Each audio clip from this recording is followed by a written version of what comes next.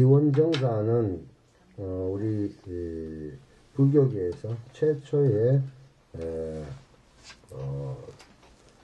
제대로 된 건물을 가진 그러한 건물이었고, 중림정사는 쉽게 이야기해서 말 그대로입니다. 대나무 죽자에 숲을 임자, 소나무 숲으로 이루어진 곳을 기정을 받은 거예요. 쉽게 이야기하자면은. 그런데 이 중림정사는 사위국의 한 부유한 상인인 급고독장자가 부처님께 기정한 절이다. 요거는 이제 건물을 다 지어서 기정을 했는데, 이 급고독장자 이분은 그냥 이렇게 집을 지어서 기정을 할 수가 없었고, 당시로서 부처님께서 제자들과 함께 수행하기 아주 좋을 만한 장소를 물색을 했다 그럽니다.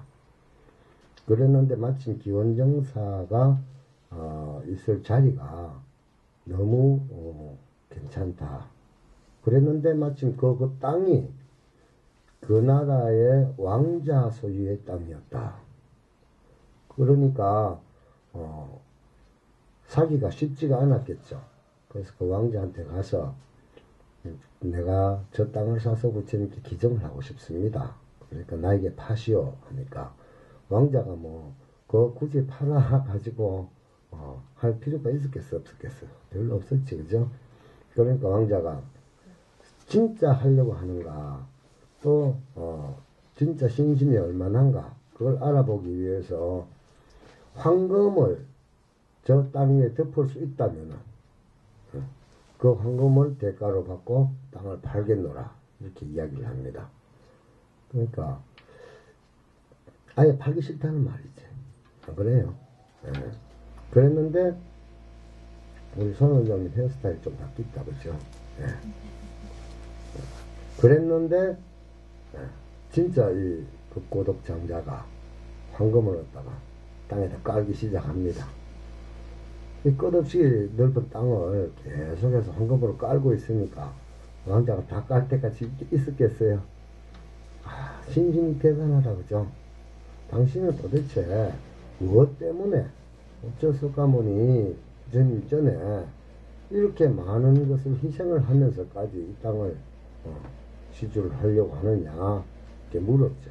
물으니까 일체 만중생에게 생사 고해를 획탁해 할 수 있는 분, 그 복밭에 나는 작은 씨앗이라도 뿌리고자 합니다. 이렇게 이야기를 하니까 왕자가 감동을 해버린 거예요. 그 많은 재물을 전부 다 황금으로 바꿔가지고 땅에 깔고 있으니까, 그러면은 내가 당신에게 이 땅을 주겠다. 그러니까 깔아놨는 황금은 뭐해요? 그걸로 이제 건물을 지은 겁니다. 그래서 기원정사라는 사찰이 만들어지게 되었다. 지금 보면은 굉장히 많은 문화재 중에서 유네스코에 등록되는 것 중에서 지금 이런 장소에 가보면은 사찰 지어놓은 것이 돌로 그렇게 해놓는 거 보셨죠, 그죠? 어마어마하죠. 모두 지금 현재의 기술로도 지을 수 없는 그런 건물들이 굉장히 많습니다. 물 위에다가 아예 뭐 그렇게 사원을 갖다 지어놨다, 그죠? 그랬는데 이러한 돈이고 뭐 그거 하나 지으려 그러면 얼마나 들었을까, 그죠? 이 급고독 장자라는 분이 어마어마한 부자였기 때문에 그러한 사원들을 건립할 수 있었다 하는 것이 뭐 지금 현재로도 충분히 증명이 되고도 남습니다. 그래서 사찰을 하나 짓는다는 게 이게 쉬운 일이 아닙니다. 지어놓고 나면은 거기에 뭐 고통스러운 사람, 마음 다친 사람, 뭐 별의별 사람들 다 있잖아요. 살다 보면 힘들어하는 사람들이 와서 근심을 풀어놓는 곳이고, 지혜를 찾아가는 곳이고, 또 거기에 와서 안심, 인명, 결국 열반과 해탈을 공부하는 곳이 되잖아요. 그러니까 가장 인간이 태어나서 가장 큰 공덕을 닦는다면은 그런 사찰을 짓는 것이다. 그 말이 기독교에 딱 넘어가면 어떻게 됩니까? 성전을 짓게 된다. 그죠? 성전을 짓는데 어떻게 합니까? 11조라는 말 들어봤죠? 모든 소득의 10분의 1을 성전을 건립하는 비용으로 쓰게끔 되었다. 그런데 성전 안 지으면서 11조 계속 받죠. 그죠? 네. 나도 참 그런 거 하나 좀 주셨으면 얼마나 좋을까. 그 부가가치세 우리 국민들 교회 다니면 2배 내잖아요. 그냥 부가가치세 10% 내야 되고 또 교회 가면 또 10% 내야 되고 20% 자동으로 떨어져 나간다. 그죠? 그래서 교회 다니는 사람들 이야기하는 거 들어보면은 참 교육은 참 잘 돼 있어. 아니, 월급에서 어떻게 10%씩 그렇게 낼 수가 있습니까? 하니까 예수님께서 우리에게 생명을 주셨는데 10% 그것도 못 냅니까? 아주 당당하게 이야기합니다. 그 돈이 전부 다 어디에 쓰입니까? 하면은 예수님 궁전을 짓는 데 쓰이죠. 그것이 왜 궁전을 짓는데 그렇게 당신 자금이 그렇게 들어가는 것이 마땅한가? 이렇게 물어보면 당연하죠. 우리 성전 하나 지어놓으면 얼마나 많은 사람들이 거기 가서 편안하게 예배를 볼 수 있는데요. 다 이 경전에 있는 이야기인데 우리 불교에도 다 있어요. 있는데도 불구하고 우리 불자들은 그런 마음 가지도록 스님들이 교육을 제대로 못 시키는 것 같아. 뭐 기도 몇 가지 종류 있으면 몇만 원 내야 된다 하면 그거 갖고 요거는 하고 요거는 안 하면 안 됩니까? 뭐 이런 종류인데, 그쵸? 우리 불자들은 대충 그런 부류로 가잖아요. 그런데 교회는 그렇죠. 금요일날 그 구역 예배하죠. 수요일날 또 기도하죠. 일요일날 일도 잘 지키고 나가죠. 그뿐입니까? 생일 헌금, 무슨 헌금, 헌금해갖고 16가지인가, 뭐 많은데 18가지, 20가지 넘는 데도 있다 하더라고. 그거, 일일이 체크 안 해도 자기가 알아서 냅니다. 우린 그거 잘 안 된다, 그죠?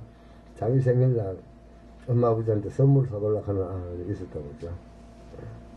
떡 한번 올려놔놓고 자기 생일을 갖다 부처님 전에 이렇게 회양하는 사람들 그렇게 많지 않습니다, 그죠? 몰라서 못합니다. 스님이 바빠서 그걸 못 가르치죠. 얼굴 볼 시간이 있어야지. 4월 초팔날 알면 한 번밖에 볼 기회도 없는데, 그날 또 스님들 기도하다 보면 어때요? 스님 뒷꼭대기만 보고 그냥 가는 사람 많잖아. 얼굴 눈도 한번 못 맞추는데 어느 세월에 그걸 갖다 일일이 다 헤아리고 다 가르칠 수가 있어. 공부하자 그러면 공부는 주고도 안 하지. 꼭 그런 사람들이 나중에 자기 답답하면 와서 그럽니다. 스님, 내가 돈을 갖다 누구한테 빌려줬는데 도저히 못 받을 것 같아요. 그 빌려줄 때 받을 만한 자격이 있었습니까? 물어보면 전혀 받을 수 없는 사람한테 빌려줘 놓고 그렇게 해요. 그거는 빌려주는 게 아니라 그냥 줘야 되지. 안 그래요? 내 처지가 이렇게 있는데 그 사람은 처지 좋은데 처지 좋은 사람이라고 다 줍니까? 네. 안 그래요? 부모가 자식들한테 자식들 더 편하죠. 그렇죠? 주게 다 주지요. 자식들 내놔라 한다고 하는데 갚습니까? 안 갚잖아. 그 갚고 가는 자손들 얼마나 될까? 하여간 이 급고독 장자는 이렇게 해서 기원정사를 건립을 해서 부처님 전에 바치게 된다. 금강경을 설한 장소가 어디입니까? 금강경 한 번도 안 읽어봤어요. 여시야문 일시불계사 위수 급고독은 나와요. 나오죠. 바로 그 이야기예요. 급고독 장자가 지어준 사찰에서 설할 때에 이 말이에요. 응? 고독하고 뭐 이게 아니고 고독한 장소에서 설하는 게 아니고 급고독 장자라는 분께서 지어준 곳에서 그렇게 설법을 한다. 그는 부처님을 찾아가 설법을 듣고 흑의 가마를 받아 고향으로 부처님을 초대하였다. 그래가지고 평생 동안 가난한 사람들에게 아낌없이 베풀었으며 마음속 깊이 부처님을 향한 신심을 품은 죄가 불자이다. 대중들을 거느리는 4가지 방법인 보시하고 다정한 말을 건네며 이로운 일을 하고 함께 일을 하는 사서법을 갖춘 사람이라고 칭찬을 아끼지 않으셨다. 근데 사서법이 뭔지 알았죠? 예. 몰랐어요? 몰랐으면 볼펜 갖고 밑에 죽치다 보면 그 네 가지가 나옵니다. 첫 번째 뭐라 그랬어요? 그 다음에 두 번째는, 세 번째는, 네 번째는 함께 하는 일이다. 그죠? 자, 보시한다 하는 건 뭐라 그랬어요? 보시한다. 법보시가 있고, 재보시가 있고, 무예시가 있고, 각종, 도움을 주는 부분 중에서, 아낌없이 이렇게 베푸는 것을 보시가 한다. 뭐, 보시에 대해서는 하도 많이 이야기해갖고, 다들 알고 계실 거고, 그 다음에 다정한 말을 건넨다. 지난 시간에 내가 한번 그런 이야기를 했었는데, 지나가는 조그만한 학생들한테도 반말하면 어때요? 길도 안 가르쳐 준다, 그죠? 예. 그러니까, 작은 학생들이라도 존중해주고, 그렇게 이야기를 하면은, 길을 가르쳐 주는 정도가 아니고, 손잡고 아예 데려다 준다, 그죠? 얼마만큼 다정한 말을 했느냐에 따라서 다르겠죠, 그죠? 요즘 그런데 다정한 말에 현혹돼가지고 고통받는 사람도 굉장히 많죠. 예, 굉장히 많아졌습니다. 그러니까 이 말이라 그러는 게 인간만이 할 수 있는 거다. 지난 시간에 한번 이야기했죠. 예, 짐승들은 소리를 낸다, 그죠?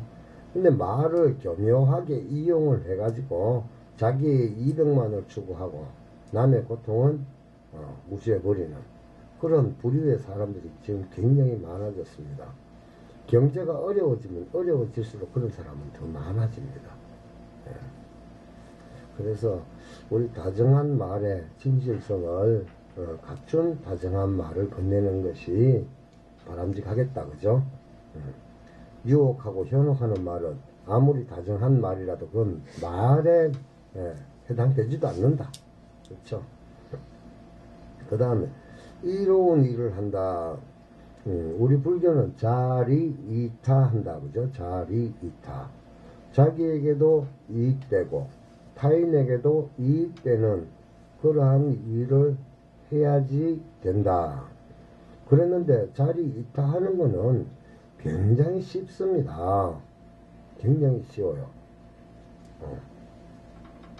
쉽게 이야기하자면은 슈퍼마켓 가가지고 새우깡 한 봉지 살 때 새우깡 봉지에 적혀져 있는 금액을 보고 이렇게 사죠. 그죠? 1,000원, 그러면 1,000원 주고 사잖아요. 1,000원 주고 왜 사요? 자기가 집에서 새우깡 만들어 먹으려면은 1,000원 갖고 못 만들어 먹잖아. 그렇죠? 그러니까 1,000원 주고 사서 먹는데도 덕을 본다 생각하니까 사 먹는 거지. 손해 본다 생각하면 사 먹어요, 안 사 먹어요? 안 사 먹죠. 근데 슈퍼마켓에서는 그러면 또 손해보고 팝니까? 그 1,000원 받고 팔아도 자기에게도 덕이죠. 그러면 자리이타라는 거는 뭐냐? 기브 앤 테이크 자체가 서로가 공감대를 형성했을 때 그때 자리이타가 되는 거란 말이에요. 그런데 주고도 아까워 갖고 벌벌 떠는 사람이 있고 받고도 부담스러워가 벌벌 떠는 사람들 많죠. 특히 선거철 되면 더 많다, 그죠? 예. 그래서 그거는 이로운 일이라 하기 힘들다. 그래서 사서법에 해당되지 않는다, 그죠? 자, 함께 일을 한다. 동사서 그런데 일을 갖다가 개인적으로 혼자서 할 수도 있습니다. 일이라 하는 걸 혼자서 할 수 있는 것도 더불어서 할 수 있도록 만들어주는 것. 예전에 내가 중국 갔을 때 어마어마하게 큰 간판이에요.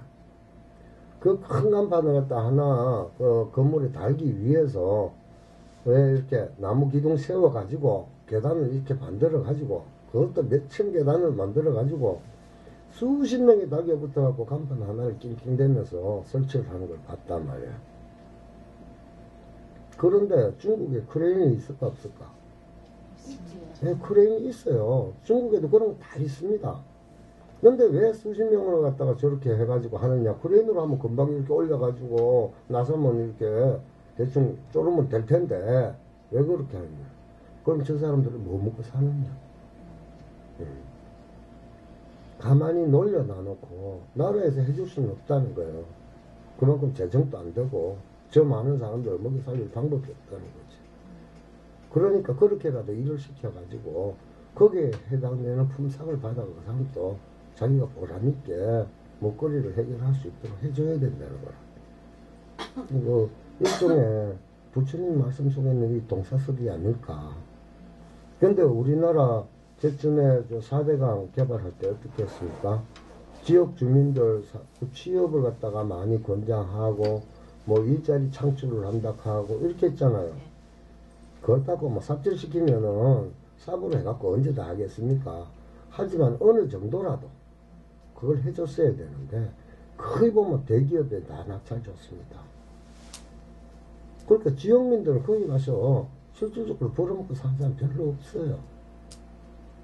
잘못됐죠. 예, 이 동사섭을 모르기 때문에 그렇게 정치를 한 겁니다. 지역 주민들이 좀 고루고루 먹고 살 수 있도록 하려고 하면은 포크레인 하나라도 뭐 멀리서 싣고 오든 가까운 데 걸 하든지 지역 주민들이 들어가서 이렇게 제일 처음에 공약대로 그렇게만 했다면 그만한 반대는 안 한단 말입니다. 근데 지역 주민들은 싹 배제시켜 놓고 대기업에도 낙찰 다 줘놔놓고 대기업은 또 그냥 또 지역 주민들 불러가 씁니까? 아니지, 중간 하도급 또 주죠. 거기서 또 최종 하도급 주죠. 거기에서 이제 동네 주민들한테 주니까 동네 주민들 받아가지고는 기름값 떼고 나면은 이거 월급쟁이보다 더 못한 거야. 그러면 공사가 알뜰히 되겠어요? 대충대충 되겠어요? 대충대충 될 수밖에 없어.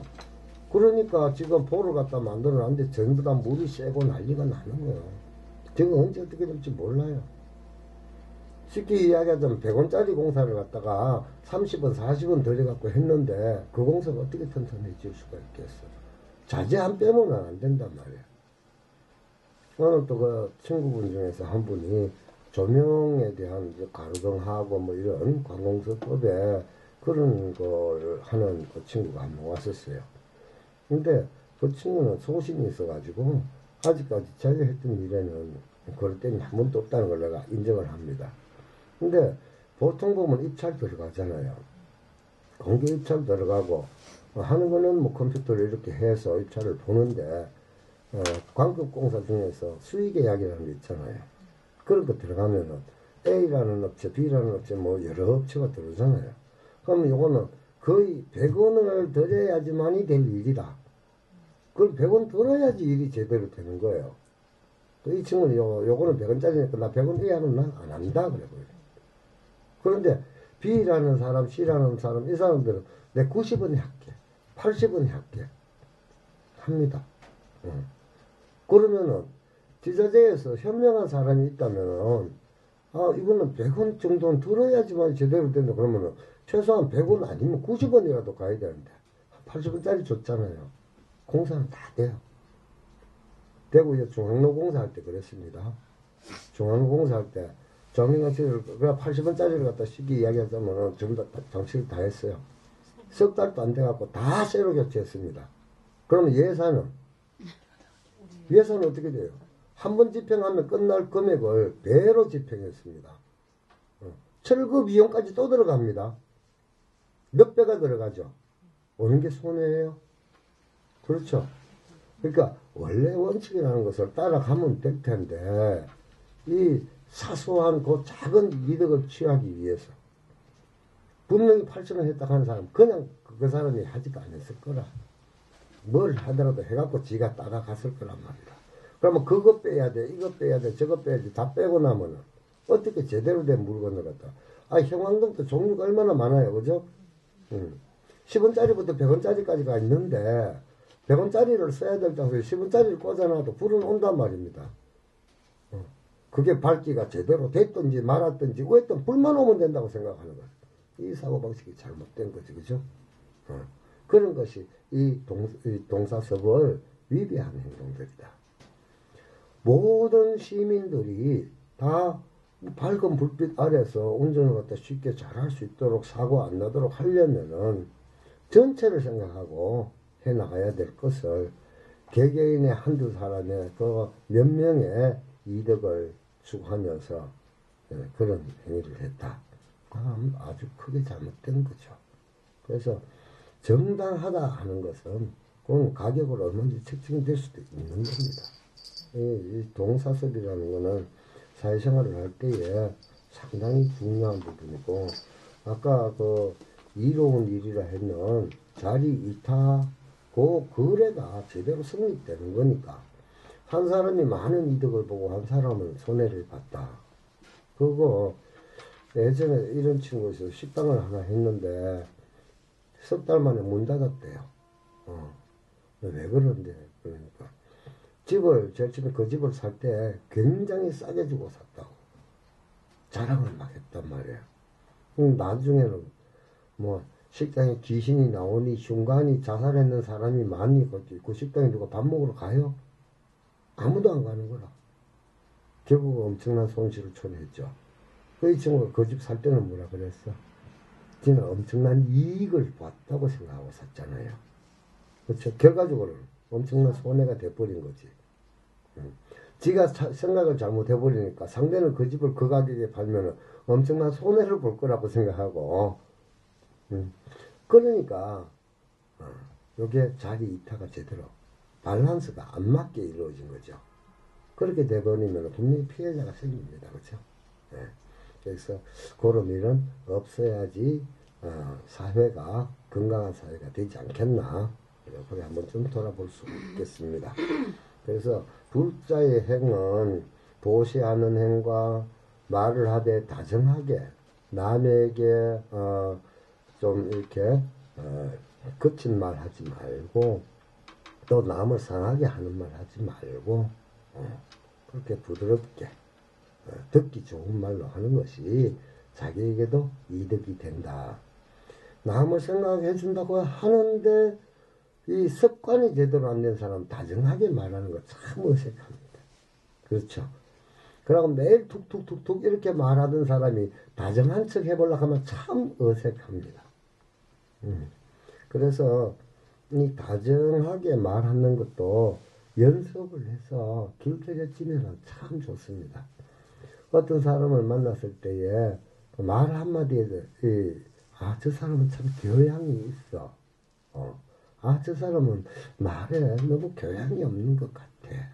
말 한마디만 해보면 느낄 수 있죠. 어디 가든지, 그죠? 그러면 교양 있는 사람 옆에 가는 게 편해요. 교양 없는 사람한테 가는 게 편해요. 예. 교양 없는 사람은 딱 써먹을 때 있습니다. 그 외상값 받으러 갈 때. 예. 그다음 교통사고 났을 때. 그런 때는 한 번씩 써먹을 수 있어요. 예. 그런데 그런 거 말고는 지금 하나만 교양이 있는 언어를 쓰는 사람 옆에 있으면은 자기도 거기에 습관된다. 그래서 내 주위에 어떤 사람이 있는가를 잘 살피는 것도 상당히 지혜로운 사람들이 하는 행동입니다. 자, 그 다음에 똥치기 이단아를 만나다, 이야기 다 집에서 읽어보셨죠? 예? 안 읽어봤어요? 그럼 내가 굉장히 빠른 속도로 한번 읽어보도록 하겠습니다.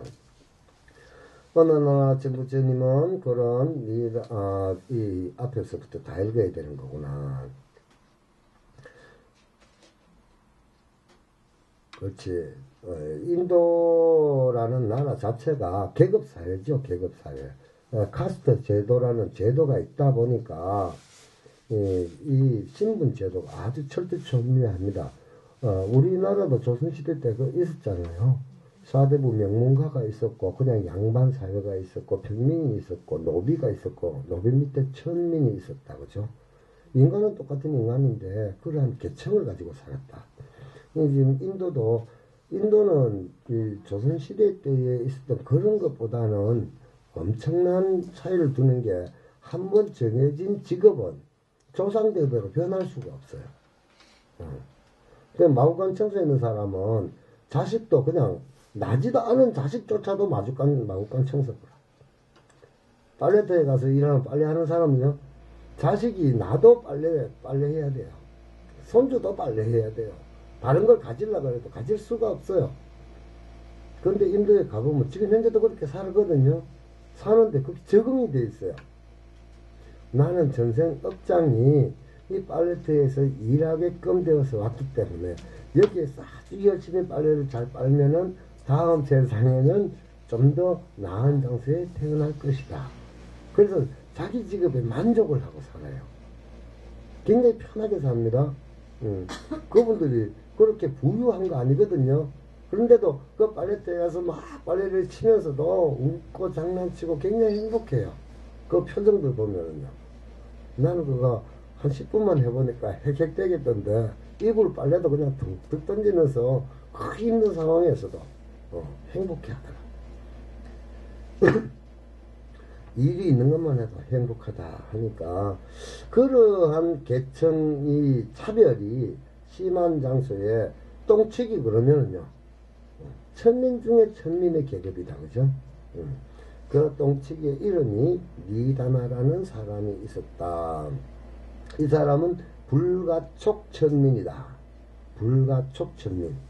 이 사람은 일반 평민조차도 자기가 손을 대면 안 되는, 그게 만지기만 하면 큰일 나요. 심할 때는 사형까지 당해요. 손도 못 대는 거야. 그러니까 그런 사람들은 불가촉천민이다. 이런 사람이 부처님께서 이런 사람 앞에 툭 다가섰단 말이지.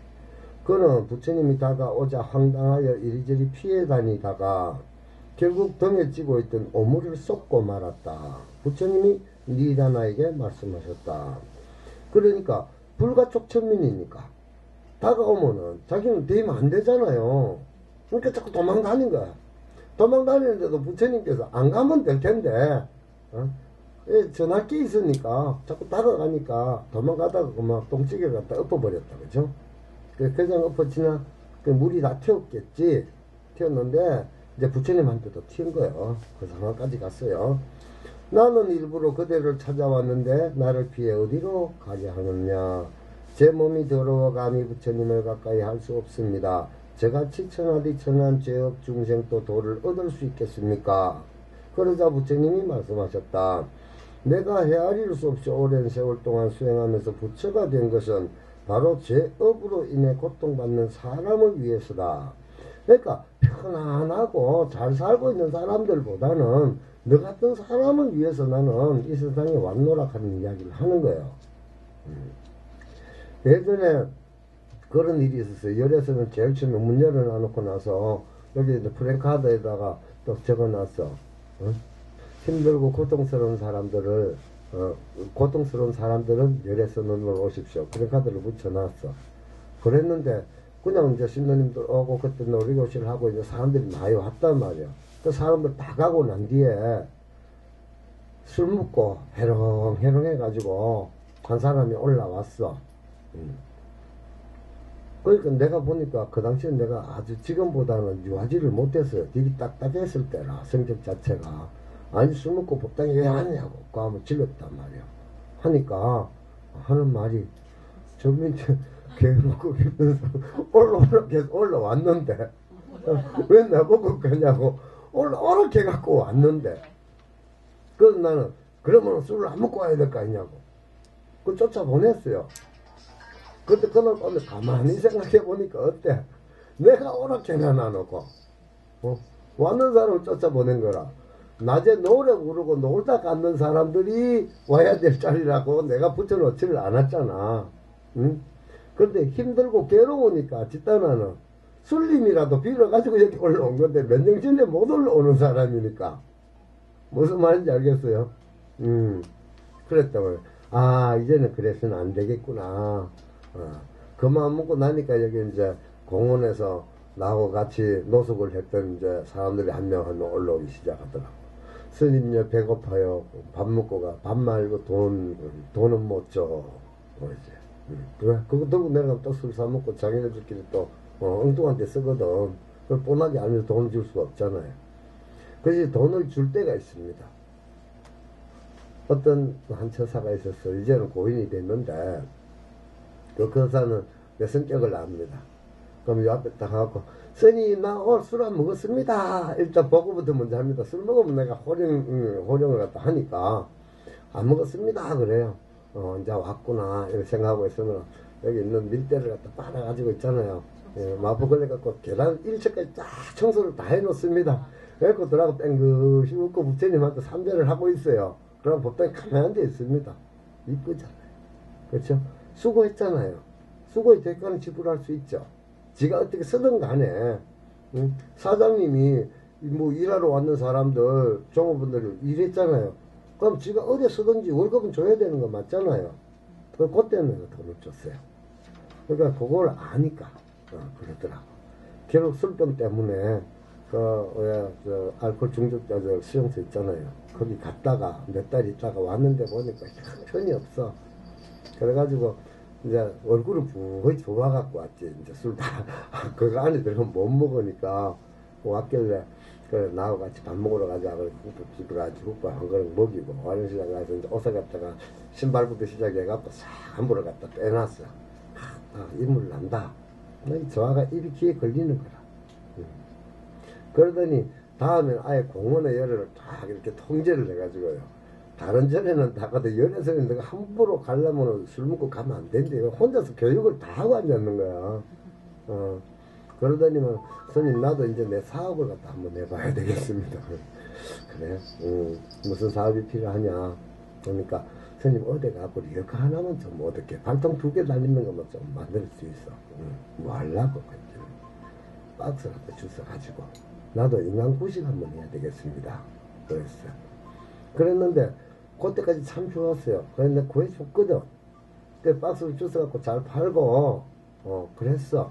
그랬는데 술병이 어디 가나 그죠? 그 주워 갖고 술 한잔 먹다가 그 니어카를 갖다 시원해 놓고 잠들어 뿌는데 니어카를 갖다 도둑놈이 갖고 가뿐네 또. 그게 또 화난다고 술 한잔 더 못 뿌네. 결국 그 가다가 세상을 버렸어요. 그래서 천폭도님 참 지질이 없다 하면서 죽었다는 말 듣고 축원을 한번 해주긴 해줬습니다만은 하여간 그렇습니다. 인간이 살아가는 데 있어가지고 이거 봐봐요. 부처님께서 이렇게 다가가니까 막 도망을 가잖아. 그죠? 죄업으로 인해 고통받는 사람을 위해서 부처님이 오셨지. 그럼 스님은 나 역시도 마찬가지. 그런 사람들이 죄업으로 인해서 그러한 고통을 받고 있잖아요. 그럼 그런 사람들을 위해서 내가 당연히 해야 될 일을 아니에요. 그렇잖아요. 그런데도 내가 한 번씩 이제 완령공원 근자에는 거의 잘 못 내려가 봤습니다만은 예전에는 좀 춥다 싶으면 내려가 보면요. 그 텐트를 쳐놔놓고 스님 초 몇 자루만 있으면 좀 갖다 주면 안 돼요. 초는 함부로 갖다 주면 안 돼요. 불나버리잖아요. 불나버리는 순간 사람이 다칠 수도 있어요. 그 책임은요. 초를 제공했는 나한테도 있습니다. 그렇잖아요. 초를 줄 수는 없고 그래서 이불은 내가 듣던 거든 얻어서라도 갖다 주고 그렇게 해봤었는데 그런 사람들을 위해서 사실은 부처님께서 오셨으니까 이 똥찌기라도 부처님께서 만나서 해탈의 법문을 전하고 싶었던 겁니다. 저기 원장님 나가서 전화 받고 오셔도 됩니다. 예. 그 중요한 전화인 줄 내가 알고 있습니다. 나가서 전화 받고 오십시오. 아니 전화해주고 오셔도 돼요. 마무리했어요. 해결했으니까. 예. 아니 죄송한 게 아니고 그렇게라도 하면서 서브에 임해준다는 건 얼마나 고마운 일이에요. 그죠? 교단에는 신분의 벽을 뛰어넘어 올곧게 수행하여 깨달은 이들이 많다. 부처님의 가르침은 그가 전생에 무엇을 했으며 어떤 발전을 타고났는가 보다 현재 그가 어떤 생각으로 어떤 행동을 하고 있는가를 가장 중시하기 때문이다. 니다나도 결국은 부처님의 제자가 됩니다. 세상에서 가장 어리석은 주리반득하. 주리반득하는 이제 형제가 같이 부처님쯤에 기일을 했어요. 형은 아주 똑똑하고 동생은 이 주리반득하는 아주 이제 기억력이 없어요. 사람이 하나를 가르쳐주면 10개를 잊어먹어 보여. 그 1, 2, 3, 4 요걸 4개를 가르치려고 하면은 1년가 아니라 10년가도 못 가르치는 거라. 1 켰는데 1 하다 2개 보고 1을 이자 못 보는 거라. 대단하다 그죠? 그런데 주리반득하는 그 아랑가를 얻을까요? 못 얻을까요? 성불합니까? 못합니까? 결국 깨닫습니다. 깨달음에 들어갑니다. 자, 한번 읽어볼까요? 부처님의 가르침을 배우려면 머리가 좋아야 할까? 그렇지 않다. 부처님 당시 세상에서 가장 어리석은 사람이 제자로 성단에 들어왔으니 그 이름이 주지반득이다. 그는 너무 머리가 나빠서 아무리 간단한 가르침을 주어도 단 한마디도 외우지 못하였다. 결국 사람들의 조롱을 받고 성단에서 쫓겨나게 되었다. 자신의 처지가 가여워 슬피 우는 주지반득에게 부처님은 빗자루를 건네주시며 이렇게 말씀하셨다. 이제부터는 다른 것은 생각하지 말고 먼지를 털자라는 말만 반복해서 외워라. 요것만 딱 가르쳐주세요. 요것만. 쉽게 이야기하자면은 아이고 관음절에 가세요. 그게 뭔데요? 관세음보살 관세음보살 이것만 많이 하면 됩니다. 이거 똑같은 이야기입니다. 자, 부처님의 제자 중에서 가장 많은 다문제일이 누구라 그랬어요? 지난 시간에 했잖아. 또 앞에 봐야 되지. 아난다라 그랬다. 아난다 그죠? 아난다. 이 아난다는 부처님의 수행 비서와 같다 그죠? 그러니까 일평생 동안 부처님께서 설법했던 내용을 머릿속에 다 외운 사람이에요. 그런데 제1결집 당시에 500제자들이 이 부처님의 말씀을 경전으로 옮기기 위해서 제1결집이 일어났을 때에 이 아난다는 그 끼지도 못합니다. 근데 주지반득하는 성자로서 거기 끼어 있습니다. 500명 중에서. 그러면 머리 좋고 나쁘고 한 게 깨닫고 안 깨닫고 하는데 차이가 있어 없어요? 없습니다. 예. 오히려 똑똑한 게 죄가 될 수도 있습니다. 예. 자, 5분에 저 영화 나온 것 중에서 부러진 화살 잘 아십니까? 보셨어요? 예. 그 사람 어리숙해가 잡히 들어갑니까? 너무 똑똑해갖고. 그렇죠? 너무 똑똑해가지고. 너무 똑똑한 것도 좋은 건 아니다. 그죠? 적당히 그냥 구구다 외울 줄 알아갖고 더하기 빼기 할 줄 알면은 시장에 갖고 별로 불편한 거 없습니다. 그 시장에 갖고 뭐 삼각함수를 쓰면 겠습니까? 피타고라스 정리를 하겠습니까? 그죠? 자기가 알는 거뭐 알았는데 너무 알아도 탈이라. 자, 그래서 이 주리반득한테 이제 빗자루를 줬다. 이렇게 돼 있죠. 근데 또 다른 경전에 보면 걸레를 줬다. 이렇게 되어 있습니다. 이제 주리반득하는 그때부터 먼지를 털자, 또 걸레를 줬다 하면 이제 바닥을 닦자, 이것만 하는 거예요. 이제 다른 가르쳐주면 또 그것도 이자목 봅니다. 이자목만 하면 또 이제 옆에서, 야, 니 왜 그거 안 하노? 이럽니다. 그러면, 뭐? 이러면, 먼지를 닦자, 뭐, 이거 해야 될 거 아니야. 그러면 이제 그것도 배워서 또 한단 말이에요. 하다가 또 옆에 다른 말 시키면 또 이자목 봅니다. 그러니까, 주리반득에는 누구도 말을 붙이지 않습니다. 그러고 자기 형이 부끄러워가지고 그 부처님한테 간 거예요. 내 동생 찾아갖고 도저히 득도하기는 힘드니까 깨닫기 힘드니까 제발 동생 좀 집으로 보내주면 안 됩니까? 이렇게 이야기를 했거든요. 왜?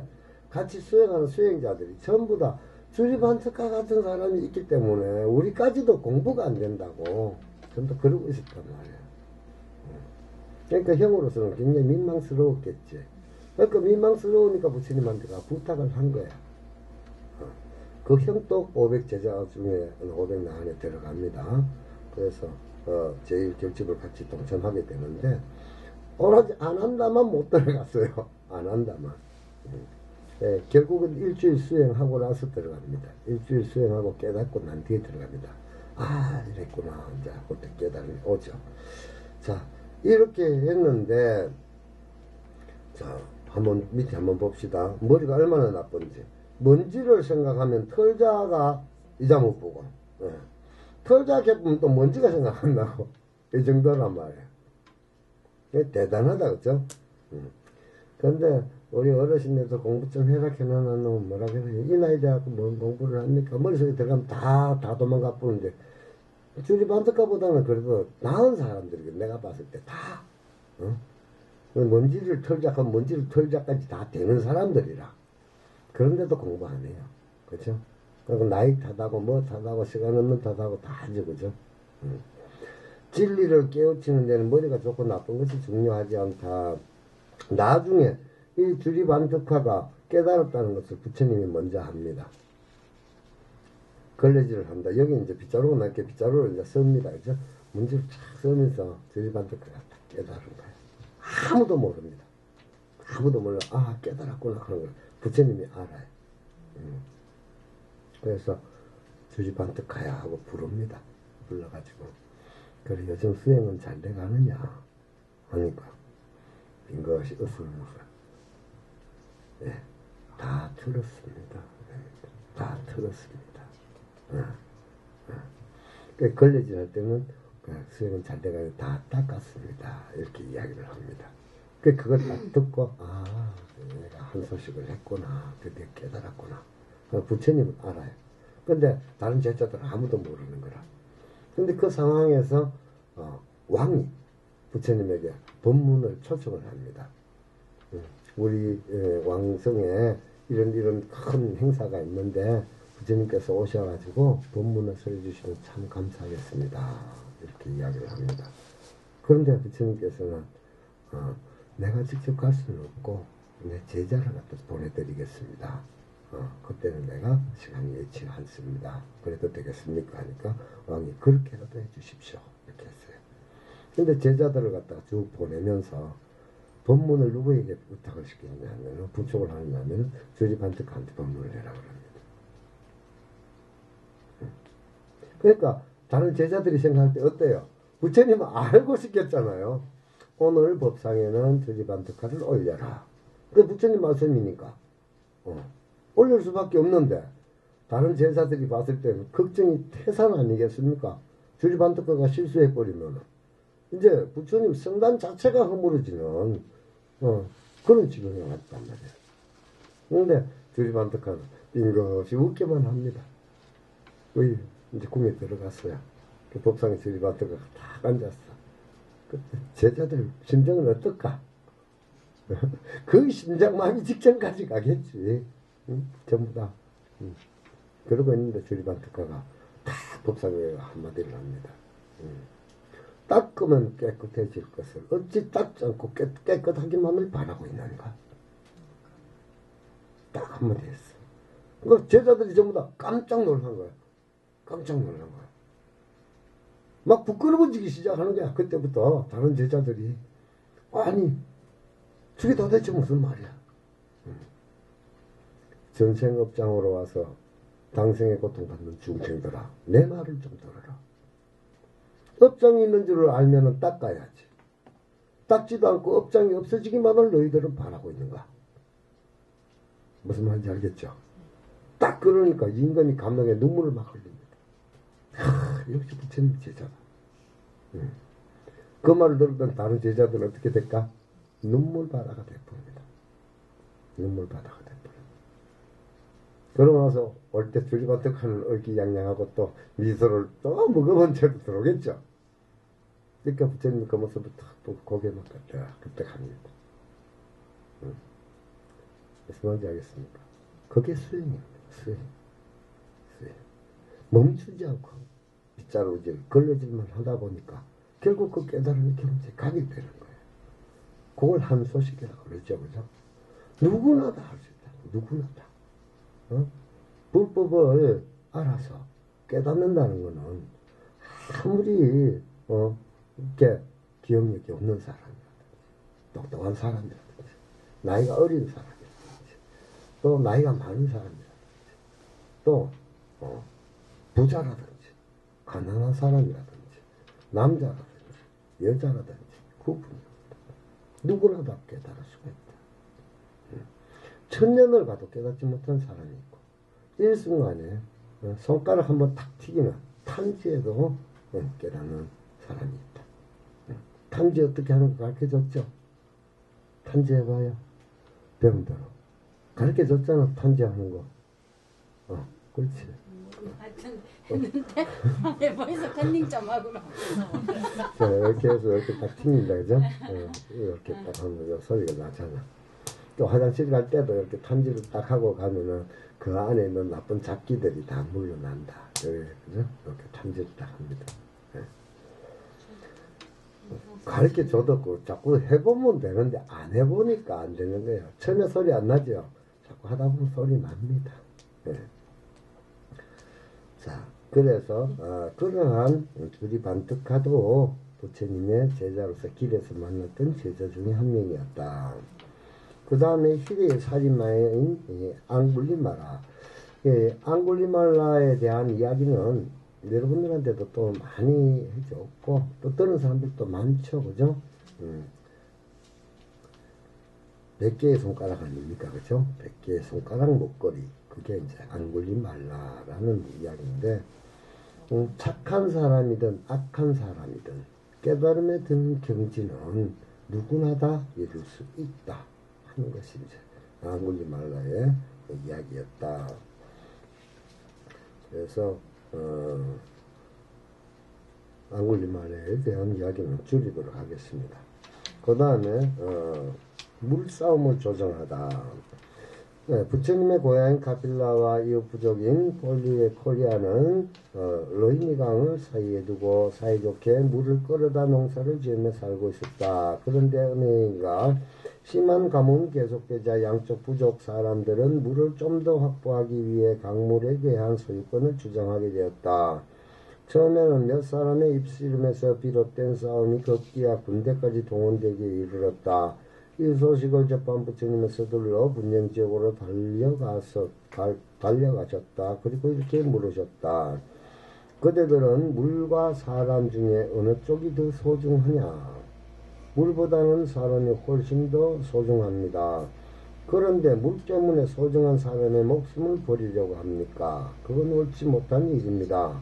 부디 마음속에 원한을 품지 말고 살아가시오. 원한을 벗고 번뇌도 벗고 탐욕도 벗어놓고 살아가시오. 이 원한, 고뇌, 탐욕 때문에 우리가 인간 세상에 와서 다시 고통을 받고 살고 있잖아요. 그렇죠. 그런데 또 다시 그것을 반복하려고 합니까? 왜 어리석게 그렇게 살아가려고 합니까? 이렇게 이야기하니까 가만히 생각해 보니까 어때요? 물보다는 사람이 더 중요하죠. 그래서 그 분쟁을 멈추게 되었다. 얼마 전에 부부지간에 저한테 왔어요. 막 이야기를 해요. 그 남편 이야기를 들어도 다 맞는 말이야. 그 아내 이야기를 들어도 다 맞는 말이라. 그래서 내가 이렇게 이야기했지. 싸울만 하네. 그렇지만 그 끝은 어떻게 될까? 둘이 안 살 거야? 살 거야? 안 살 거야? 살 거라 그러더라고. 그래? 그러면 싸우지 마. 두 사람 말 다 맞아. 근데 내가 봤을 때는 잘 살려고 가다 보니까 서로 견해 차이가 생긴 것이다. 응? 지금 두 사람 말 다 들어봐라. 내 집안 망쳐먹으려고 이야기하는 사람 아무도 없다. 내 집안 다 잘 되자고 하는 이야기밖에 없네. 결국 두 사람 다 건설적으로 잘 판단해서 생각을 한 것 같다.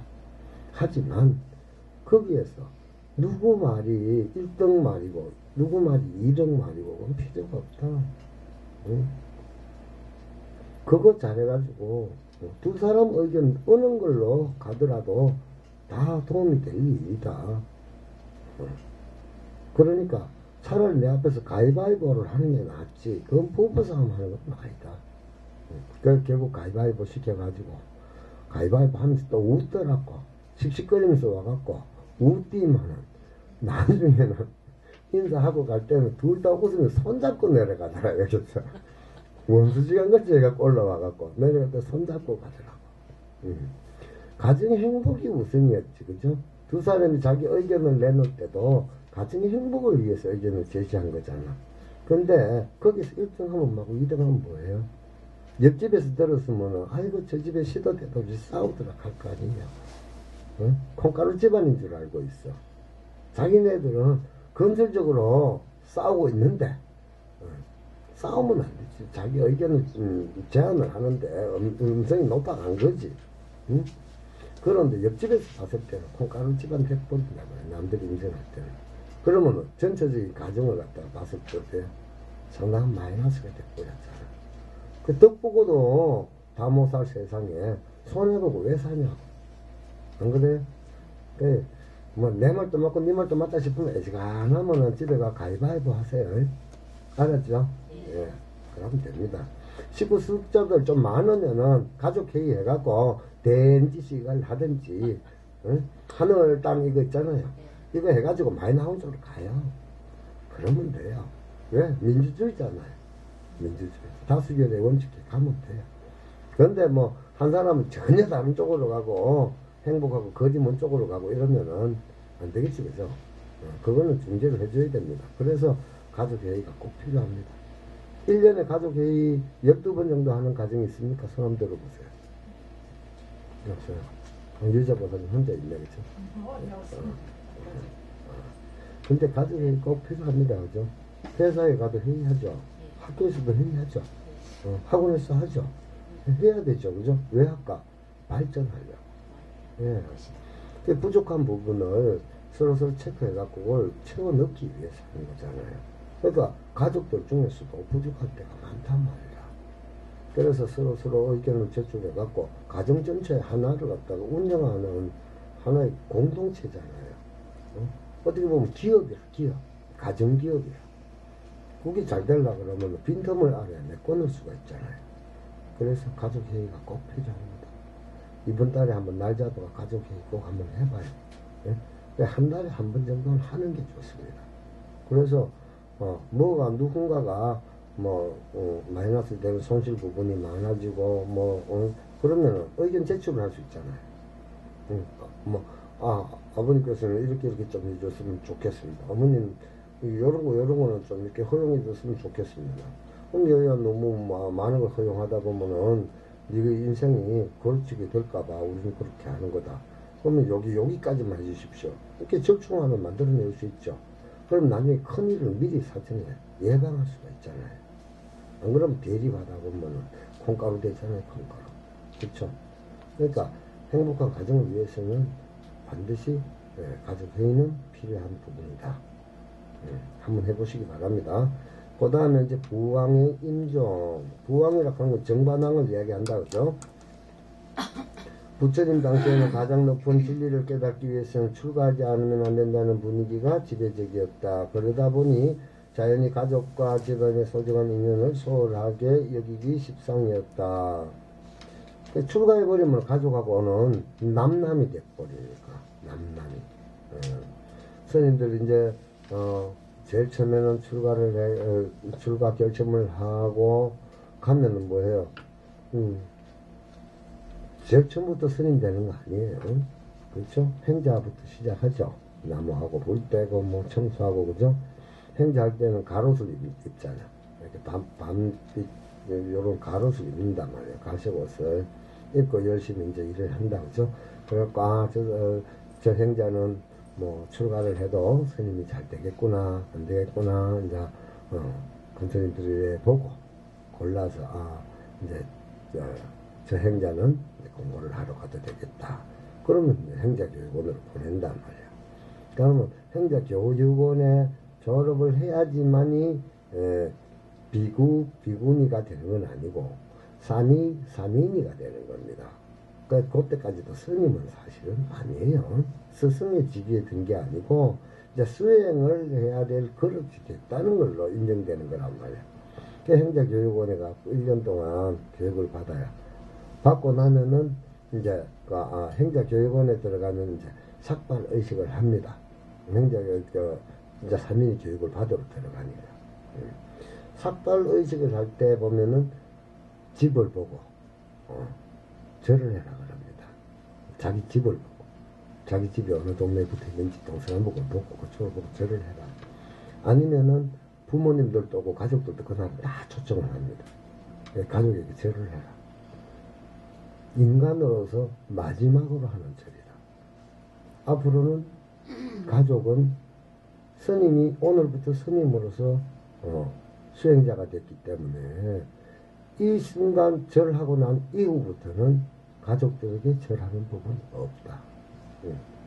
가족이 이제 스님에게 예를 올려야 된다. 그 자리에서 그렇게 이제 하는데 마지막에 절할 때 눈물 많이 흘립니다. 출가자들보다도 제가에 있는 가족들이 눈물을 많이 흘립니다. 이제는 가족이 아니니까. 그런 이야기입니다. 부처님이 고향을 방문했을 때 가빌라국 왕족들이 부처님께 기하여 출가하였다. 홀로 남은 정반왕은 쓸쓸하게 여생을 보내야 했고 노년에는 병에 걸려 세상을 떠나게 되었다. 부처님은 그 당시 마가다국에 머물고 계셨는데 부왕이 위독하다는 소식을 듣자 한 걸음에 고향으로 달려가셨다. 임종을 앞두고 사랑하는 아들을 만난 정반왕은 부처님께 자신을 극락세계로 인도해 줄 것을 요청하였다. 부처님은 부왕의 이마에 손을 얹고서 고요한 목소리로 이렇게 축원하셨다. 걱정 마십시오. 부왕의 덕은 청정하여 마음의 때도 없어졌습니다. 조금 또 걱정하거나 괴로워하지 마십시오. 지금까지 들어온 진리와 선행을 기억해 내십시오. 마음을 편안하게 가지십시오. 정반왕은 아난과 손녀인 라울라를 비롯한 뛰어난 수행자들에게 둘러싸여 부처님의 손을 잡고 평온하게 숨을 거두었다. 자, 이 말은 뭐냐? 가족을 완전히 떠났잖아요. 부처님께서는. 그렇죠? 그런데 정반왕은 자기를 낳아주신 부모님이잖아요. 부모님 중에 아버님이잖아요. 그렇죠? 근데 부처님으로서 이미 만중생의 스승이 돼갖고 있음에도 불구하고 세속이잖아요. 아버지 그러면 아버지 임종을 보기 위해서 불원천리를 쫓아간단 말이에요. 이거는 예전에 경허스님 같은 경우에 그랬죠. 경허스님 어머니가 워낙 연로하시니까 어머니를 업고 다니셨어요. 업고 다니면서 그렇게 법문을 하러 다니시고 그 다음에 청하스님, 청담스님 같은 경우에 직지사 계실 적에 어머니 80 넘은 노모를 오시라 해갖고 노모를 출가시킵니다. 곧바로 한 제자로 받아들입니다. 어머니를. 그래서 내가 또 거창에 있다가 갑자기 어머니께서 몸이 굉장히 불편하시다. 큰 병을 얻으셨다. 나는 난 출가자니까 이건 끊고 왔으니까 나하고는 해당되는 이야기 아니지 않느냐고 누님 와서 오면서 그러길래 그랬어요. 그랬는데 그 소문을 듣고 큰스님이 내려와가지고 나한테 불을 내리는 거야. 왜냐면 삼부처도 못 모시는 네가 돌부처 거부처 네가 모셔갖고 뭐 할래? 당장 안 내려갈 것도 앞으로 내 눈앞에 나타나지도 마라. 어머니 생각하니까 사실 카드나 카드 내가 먼저 내려가고 싶은 마음이 있었겠어 없었겠어? 있었겠지. 그런데 스님이라는 그 자존심 그거 지키려고 했던 것밖에 안 되더라고. 걸망을 딱 쥐고 내려오는데 참 큰 스님도 감사하고 세상 천지 만물이 안 감사한 데가 없더라고. 어머님한테는 죄송스러운 마음도 막 들고 말이야. 그래서 내려와서 4년 7개월 동안 열심히 병고함을 했죠. 2달밖에 못 사신다는 분이 4년 7개월 계시다 가셨거든. 예. 그래서 이제 그런 이야기 다 일맥상통하는 거예요, 그죠? 예. 정반왕은 그렇게 숨을 거두었다. 부처님은 후세 사람들이 포악해져 부모의 은혜를 저버리는 불효자들이 많이 생길 것을 우려해서 몸속 부왕의 관을 메고 화장터로 가려 하셨다. 그때 하늘의 신들이 부처님의 뜻을 알고 부왕의 관을 자신들이 매기를 청하였다. 그리하여 부처님이 향로를 들고 관 앞에 서서 화장터로 향하였다. 그래서 이제 요 모습들이 우리가 뭐 천도제 지내고 이렇게 할 때에 제주들한테 뭐 이렇게 사진 있는 사람 사진 들고 가잖아, 그죠? 위패가 있어요. 위패를 들고 제가 써서 가라 하는 게 바로 요겁니다. 그래서 이제 다른 사람들은 어때요? 뭐 뒤에 용선하고 막 들어주기도 하고 이렇게 한다, 그죠? 향로 촛대도 미리 갖다 올리고 하는 거. 향로 촛대를 갖다 미리 갖다 올리는 사람이 누구다? 누구라 그랬어요? 하늘 천왕들이잖아. 하늘 신들이 그랬죠. 이게 천왕이란 말이야, 천왕.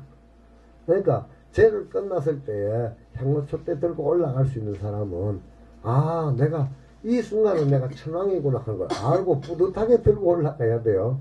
이것도 다른 사람들 알아놓으면 또 서로 들고 올라가려고 또 싸울라. 그런데 그렇게 영광스러운 일이라 하는 걸 알고 또 죄가 있다 그러면은 꼭 참석을 갖다 하는 것이 좋다 하는 거는 죄를 하는 것은 부처님의 법문을 설해주는 거잖아, 영가한테. 그럼 여기 안 죽을 사람이 있어요? 언젠간 다 죽지.